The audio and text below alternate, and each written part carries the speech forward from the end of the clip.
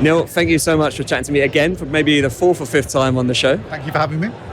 Always a pleasure. Today we're tackling actually something we spoke about a bit briefly last time, which is L&D data storytelling, which I know you're doing some great work on at the moment.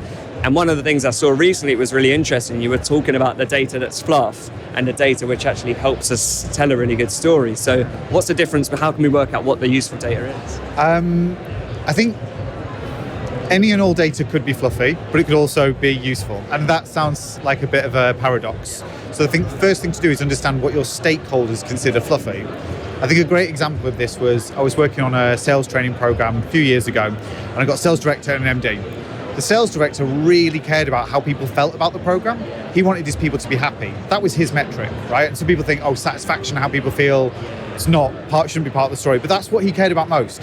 The MD, he wanted a return on investment. He wanted how many more sales we were making afterwards. So in both of those cases, both of those bits of information were both fluffy and necessary. So it's entirely up to your audience. When it's like that, how do you tell a good story? Is it just about marrying the two together, or is it about telling two separate stories to people? I would marry the two together and work people through whatever your preferred model is, right? Or whatever cannibalization of the models. Do you use LTEM? Do you use Kirkpatrick? Do you just take the bits that work really well for your business? And put people at the heart of the story and make the story about an individual or a group that worked through the program. So here was the problem. Here's what we saw. Here's what we wanted to address. Here's how we addressed it. So L&D's a little bit time to shine. Yeah. So input, output, and then outcome, right? So like I said, problem, here's how we addressed it. Here's what we saw at the end. Here's what changes we made. I mean, that speaks nicely. The other thing I wanted to ask you about, a lot of stories lack context a lot of the time. And context is so important to telling a good story. So, not just focusing on the outcomes, but the context of it as well. And, how do we ensure that our story is focused on compelling outcomes, but it brings in the right level of context, That you only run programs that are specific and address specific needs. Yeah, and then they provide their own context. Because when you're playing back the success or not successes of a program to a particular stakeholder, they already know why they're in the room. Yeah. So I'm a big fan of, I love data visualizations, but I don't love using them in telling a data story, because without the context of the dashboard, the person looking at it is going to go, I don't know what this is. Yeah. So that's why I'd rather tell them a story than show them a dashboard. And then the other temptation is to tell too much context. I read a book recently about internal presentations, and what a lot of them fail is they tell too much context and people lose interest by the time you get to the compelling thing. So I guess there's a balance to make sure I'm not giving people way too much context and I'm still bringing in enough they understand, but not so much that they're bored before we get to the really juicy stuff. Yeah, so there's a model or a theory called the hero's journey. Can't remember who came up with it now, but it has 12 stages in it. And I found when I was working with, say, CEO or a CFO or a CPO, any of the C-suite members, if I tried to do 12 slides of something, like by slide 4, they're just like, oh my. And that's not their fault. These are people whose time they've got lots of things to juggle. So I chopped it down into 7 slides so I can go through where we were at and where we're going next and the outcomes in 20 minutes. So that's what I do. I love the point you made about where we're going next. I've seen you on your LinkedIn videos and posts talk about this, but a great story hooks people in, but it's important we tell them what's going to happen next, right? Especially if it's a business related thing, we turn this ship around and now we've got this, but what next? And if you've really drawn people in, you miss an opportunity to continue to engage them and to get them engaged in future initiatives if you don't tell them what the next step is. Yeah, so think of your programs like a great trilogy. Yeah, so the first one is your first movie. It's, hopefully it's The Godfather Part 1. Second one is Godfather Part 2. Hopefully the third one is not The Godfather Part 3, right? But what am I trying to say? Nothing happens in isolation. Nothing happens in a vacuum, right? And so it's about explaining to the business that we did this thing and it was really good, but we're not resting on our laurels. Here's what we plan to do next. But also you can be really explicit about things like, this is the resources we'll need if you want to roll it out again. Here's the money that we'll need to do it again. Here's the time that we'll need. That's why I'm a big fan of running a pilot group first. That can be like your first chapter. It starts small, get some investment. The second book can be the big rollout across the business. And the third book can be BAU once we've got everyone through the program or something like that. I love that thing about being really clear about what's needed, because clarity or lack of is often a big problem. And if you've told a really good story that people buy into, like, this is the time to be clear about future investment into it, the time, the cost, who needs to be involved, try and gauge stakeholder interest. So, it's the timing as well. When you tell a good story, also make sure you time that next step. And I guess, just generally make sure people are engaged off the back of the good story you tell.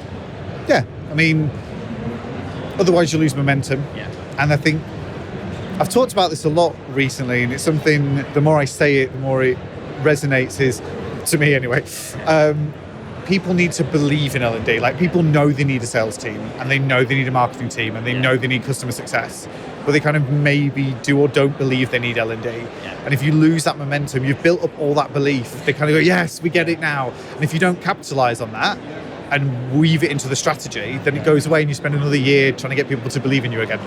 It fizzles out. There's a great marketing comparison I can tell you about that. I don't remember if Snoop Dogg posted this video saying he was giving up smoke, and it was a brand that has smokeless fire pits, and they built this massive amount of attention off the back of it, and they did nothing with it.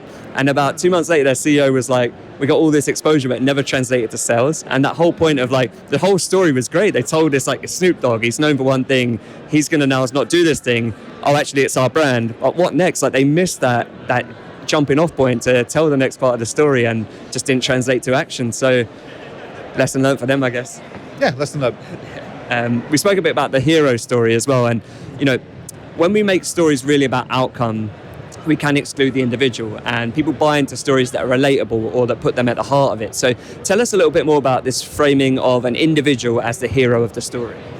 So you've got a group of people who are struggling with something.